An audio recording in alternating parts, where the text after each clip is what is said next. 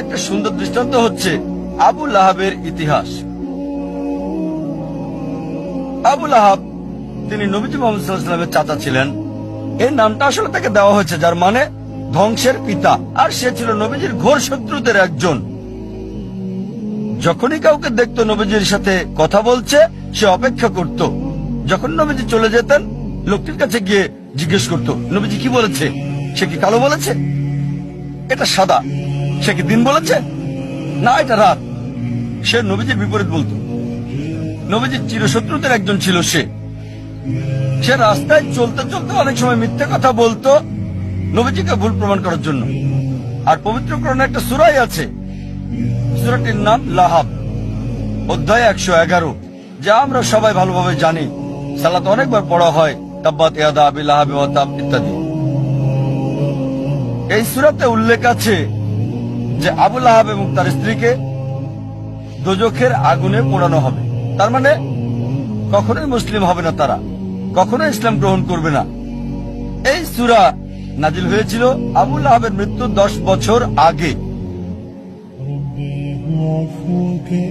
যখন এই সূরা নাজিল হলো, একটা কাজ আবু লাহাব করলে, ইসলাম গ্রহণ করলে কোরআন ভুল প্রমাণিত হয়ে যেত।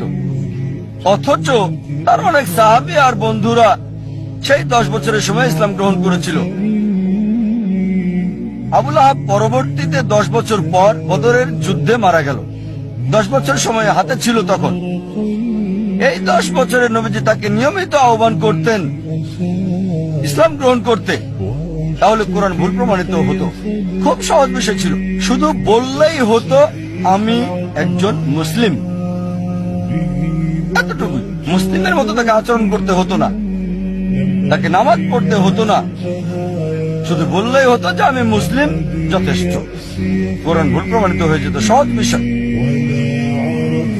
খুবই সহজ। অনেক সময় নবীজির বিরুদ্ধে মিথ্যে বলেছে, আরেকবার বললেই তো হতো, কোরআন মিথ্যে প্রমাণিত হতো। কিন্তু সে পারে নাই, কারণ কোরআনের রচয়িতা সর্বশক্ত ঈশ্বর। তিনি জানেন যে আবু লাহাব ইসলাম গ্রহণ করবে না। ফলসিফিকেশন টেস্ট 10 বছর, আরো ফলসিফিকেশন টেস্ট আছে, অনেক অনেক আছে এখানে। এটা উল্লেখ আছে সূরা বাকারা অধ্যায় 2 আয়াত 94 ও 95। ইহুদিদের একটি দল ছিল যারা মুসলিমদের সাথে তর্ক করেছিল আর বলেছিল যে আখিরাতের ঘর আল্লাহর সাথে শুধুমাত্র আমাদের। তাই আল্লাহ বলছেন সূরা বাকারা অধ্যায় 2 আয়াত 94 ও 95, যদি তারা বলে যে আখিরাতের ঘর আল্লাহর সাথে শুধু তাদের জন্য, তাদেরকে বলো মৃত্যু কামনা করতে। যদি তোমরা বলো নিশ্চিতভাবে আখিরাতের ঘর তোমাদের, আখিরাত তোমাদের, তাহলে মৃত্যু কামনা করো। এই আয়াত আরো বলছে তারা কখনোই মৃত্যু কামনা করবে না, কখনোই না। একটা মাত্র কাজ ইহুদিদের করতে হতো, কোরআনকে ভুল প্রমাণ করার জন্য বলতে হতো আমি মরতে চাই। সহজ ছিল, মরার দরকার ছিল না। এমন না যে আত্মহত্যা করতে হবে, নিজেরা নিজেদের স্তব্ধ করবে। একটা বিষয় বললেই হতো আমি মরতে চাই। সহজ ছিল। কোরআনকে ভুল প্রমাণ করতে বলতে হতো আমি মরতে চাই। 3টি শব্দ কোরআন ভুল প্রমাণিত হয়ে যেত। আল্লাহ বলেছেন সূরা বাকারা অধ্যায় 2 আয়াত 95 ও 96, তারা কখনোই মৃত্যু কামনা করবে না, তাদেরকে যদি 1000 বছর বাঁচতে দেওয়া হয়। সহজ ছিল, খুবই সহজ ছিল কোরআনকে ভুল প্রমাণ করা।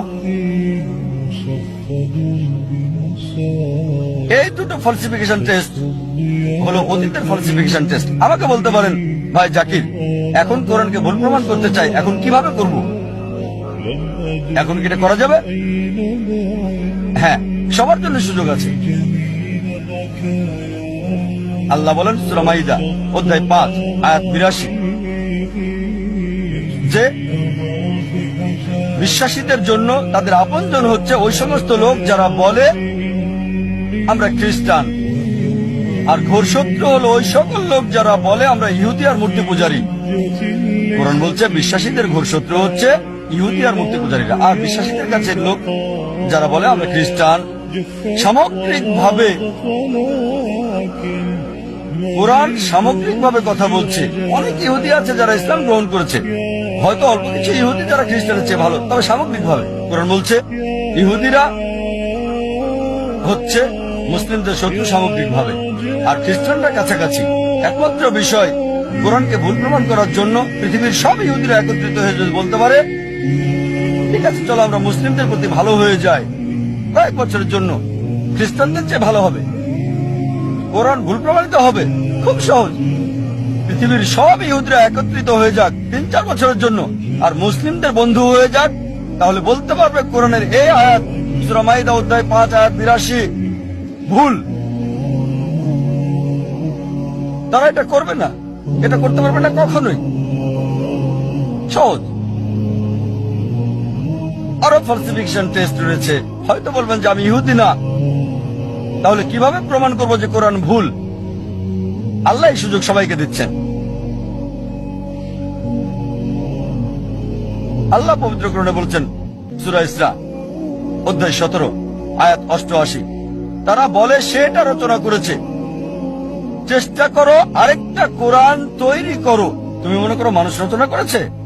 এর মধ্যে একটা কোরআন রচনা করো। চ্যালেঞ্জ দেওয়া হয়েছে সূরা তুর অধ্যায় 52 আয়াত 34-এ। আল্লাহ তাআলা চ্যালেঞ্জ করেছেন যে এর মধ্যে একটা কোরআন রচনা করো, কখনোই তোমরা তা করতে পারবে না। এমনকি যদি সব জিন এবং মানুষ জাতি একত্রিত হয়, তারা কোরআনের মতো আরেকটা রচনা করতে পারবে না আল্লাহর সাহায্য ছাড়া। এটা একটা চ্যালেঞ্জ। আবার আল্লাহ এই চ্যালেঞ্জকে সহজ করে দিয়েছেন। আল্লাহ বলেন সূরা হুদ অধ্যায় 11 আয়াত 13, তারা বলে সে এটা রচনা করেছে। 10টা সূরা রচনা করো এর মতো করে। সম্পূর্ণ করেন না, এটা কঠিন, বাদ দেন, এটা ওই চ্যালেঞ্জটা কঠিন। 10টা সূরা রচনা করো কোরআনের মতো। যে কাউকে সাহায্যের জন্য ডাকো আল্লাহ ছাড়া, কখনো এটা তোমরা করতে পারবে না। আল্লাহ চ্যালেঞ্জটাকে আরো সহজ করে দিচ্ছেন, খুবই সহজ। সূরা ইউনুস অধ্যায় 10 আয়াত 38, তারা বলে সে এটা রচনা করেছে। এর মতো একটা সূরা রচনা করো, একটা, পুরো কোরআন না, 10টা সূরা না, একটা সূরা এর মতো। সাহায্যের জন্য ডাকো তোমরা যাকে পছন্দ করো আল্লাহ ছাড়া, আর তোমরা তা পারবে না, কখনোই না, কখনোই পারবে না। এবার আল্লাহ চ্যালেঞ্জটাকে সহজ করে দিলেন। আল্লাহ বলেন সূরা বাকারা অধ্যায় 2 আয়াত 23 এবং 24-এ, আল্লাহ বলেন وَإِن كُنتُمْ فِي رَيْبٍ مِّمَّا نَزَّلْنَا عَلَى عَبْدِنَا, যদি তোমরা সন্দেহ করো যা আমি নাজিল করেছি আমার বান্দার প্রতি সময়ে সময়ে, فَأْتُوا بِسُورَةٍ مِّن مِّثْلِهِ, একটা সূরা রচনা করো কিছুটা এর মতো করে। মিন মিসলি, এটা মিসলি না, মিম মিসলি, মানে কিছুটা অনুরূপ, ঠিক কোরআনের মতো না। চেষ্টা করো, রচনা করো একটা সূরা কোরআনের মতো করে। মিন মিসলি ওয়াদউ শুহাদাআকুম মিন দুনিল্লাহ ইন কুনতুম সাদিকিন, আর সাহায্যের জন্য ডাকো তোমাদের যে কেউকে সাক্ষী রাখো আল্লাহ ছাড়া, যদি তোমরা সত্যবাদী হও। ফাইন লাম তাফআলু, তবে যদি তোমরা না পারো, ওয়া লান তাফআলু, নিশ্চিত যে তোমরা পারবে না, তাহলে ভয় করো সেই আগুনকে যার জ্বালানি হবে মানুষ ও পাথর। তোমরা তা করতে পারবে না এবং নিশ্চিত তোমরা তা করতে পারবে না। তাহলে ভয় করো সেই আগুনের যার জ্বালানি হবে মানুষ এবং পাথর। এটা হলো চ্যালেঞ্জ।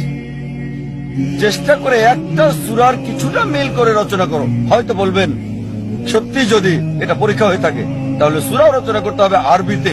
তাই বলবেন ভাই জাকির আমি আরবি জানি না, তাহলে কিভাবে পরীক্ষা অংশগ্রহণ করব? ঠিক আছে, যদি কোরআনের মতো সূরা রচনা করতে হয় এটা আরবিতে হতে হবে, ইংরেজিতে হবে না, ফ্রেঞ্চ হবে না, হিন্দি হতে পারবে না, উর্দু হতে পারবে না। অনেকে চেষ্টা করেছে, চেষ্টা করে নাই তা না, শত শত লোকজন চেষ্টা করেছে আর তারা চরমভাবে ব্যর্থ হয়েছে। তারা চেষ্টা করেছে তবে বাস্তবতা থেকে অনেক দূরে। অনেকে চেষ্টা করেছে, অনেকের কথায় বইয়ে উল্লেখ আছে, তবে তাদের সবাই চরমভাবে ব্যর্থ হয়েছে। এখন হয়তো বলবেন ভাই জাকির আমি আরবি জানি না, ইহুদিও না, কিভাবে আমি কোরআনকে ভুল প্রমাণ করব? অনেক ফালসিফিকেশন টেস্টে আছে। আর একটা কথা বলবো, সেটাতে সবার জন্য সুযোগ আছে।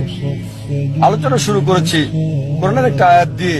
সূরা নিসা অধ্যায় 4 আয়াত 82-তে বলা হয়েছে আফালা ইয়াতাদাব্বারুনাল কুরআন ওয়ালাউ কানা মিন ইনদি গায়রিল্লাহ লাওয়াজাদু ফি ইখতিলাফান কাসীরা, তারা কি কোরআন নিয়ে ভাবে না আল্লাহ ছাড়া যদি অন্য কারো কাছ থেকে আসতো, অন্য কারো কাছ থেকে সর্বশক্তিমান ছাড়া তাতে অনেক অসঙ্গতি পাওয়া যেত।